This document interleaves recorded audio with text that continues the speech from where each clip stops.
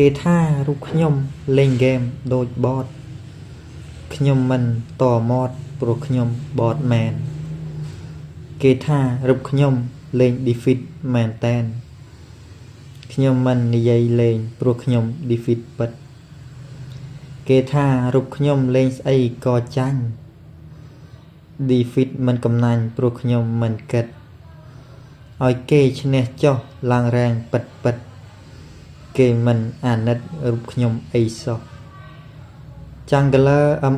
ខ្ញុំលេងរួចហើយ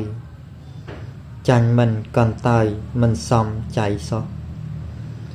4-5 វគ្គលេងចាញ់ទាំងអស់